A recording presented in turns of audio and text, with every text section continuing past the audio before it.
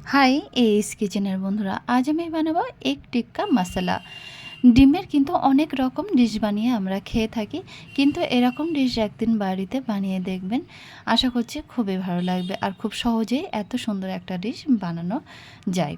তাহলে চলুন দেখে নেওয়া যাক। এগ টিক্কা মশলা বানানোর জন্য এখানে আমি নিয়েছি 5টা সিদ্ধ করা ডিম, আর নিয়ে নিচ্ছি 3টে মিডিয়াম সাইজের পেঁয়াজ, 2টো টমেটো, কাঁচা লঙ্কা, আদা এবং রসুন। আর এদিকে নিয়েছি কিছুটা পুদিনা পাতা আর ধনিয়া পাতা আর 1 বাটি টক দই।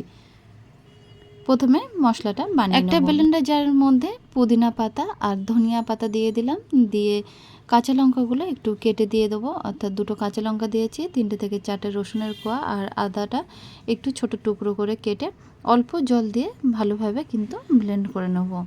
দেখুন মশলাটা তৈরি হয়ে গেছে। এখন এদিকে আমি টমেটোগুলো কেটে নিচ্ছি। টমেটোগুলো কিন্তু ছোট ছোট করে কেটে নেব, তারপরে এগুলো ব্লেন্ডার জারের মধ্যে দিয়ে ভালোভাবে পেস্ট করে নেব।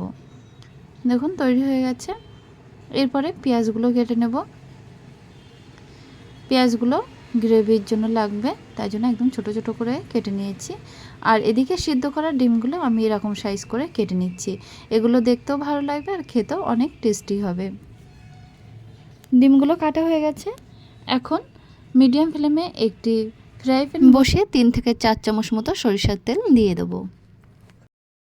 ভালোভাবে গরম হয়ে গেলে ফোড়ন হিসেবে দিয়ে দিচ্ছি 3টে থেকে 4টে শুকনো লঙ্কা আর 1 চামচ জিরে। জিরেটা একটু হালকা ফ্রাই হলে দিয়ে দিচ্ছি ছোট ছোট করে কেটে রাখা পেঁয়াজগুলো। 2 থেকে 3 মিনিট ধরে একটু নাড়াচাড়া করে দেখুন পেঁয়াজের কালারটা অনেকটাই চেঞ্জ হয়ে এসে, অর্থাৎ কাঁচা ভাবটা কিন্তু দূর হয়ে গেছে আর একটু ব্রাউন কালার চলে এসছে। এরকম সময় দিয়ে দেবো টমেটোর পিউরিটা দিয়েও কিন্তু ভালোভাবে পেঁয়াজের সাথে একটু কষিয়ে নেব। নাড়াচাড়া করে পেঁয়াজের সাথে কষিয়ে নেব। দেখুন টমেটোগুলোও একটু হালকা ফ্রাই হয়ে গেছে আর গায়ে থেকে তেল ছাড়া ভাব চলে আসছে।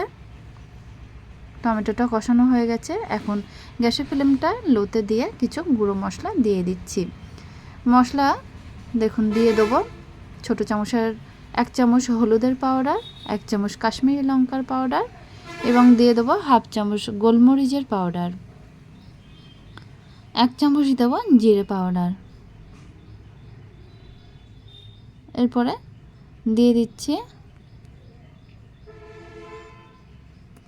1 চামচ ধনিয়া পাউডার আর ছোটো চামচের 1/2 চামচ দেবো শাহি গরম মশলার পাউডার। মশলাগুলো দিয়ে ভালোভাবে কিন্তু আবারও কষিয়ে নেব। কষানো হয়ে গেছে। এখন গ্রিন মশলাটা কিন্তু এই সময় ফ্রাই প্যানের মধ্যে দিয়ে মশলার সাথে বেশ ভালো করে মিশিয়ে নেব। দেখুন খুব সুন্দর একটা কালার চলে এসছে। এই সময় গ্যাসের ফ্লেমটা একদম লোতে রেখে 1/2 বাটি টক দই ভালোভাবে ফেটিয়ে ফ্রাই প্যানের মধ্যে দিয়ে দেবো। গ্যাসের ফ্লেম অবশ্যই লোতে রাখতে হবে, নাহলে কিন্তু দইটা ফেটে যাবে। এই সময় লবণটা চেক করে বেশি কম যে যেমন লবণ খাবেন তেমন লবণ দিয়ে দিতে হবে। লবণটা দিয়ে ভালোভাবে আবারও নাড়াচাড়া করে নিলাম। তারপর এখন অ্যাড করছি 2 বাটি জল। জলটা দিয়ে গ্যাসের ফ্লেমটা মিডিয়ামে রেখে তারপরে ডিমের পিসগুলো কিন্তু ফ্রাই প্যানের মধ্যে দিয়ে দেবো।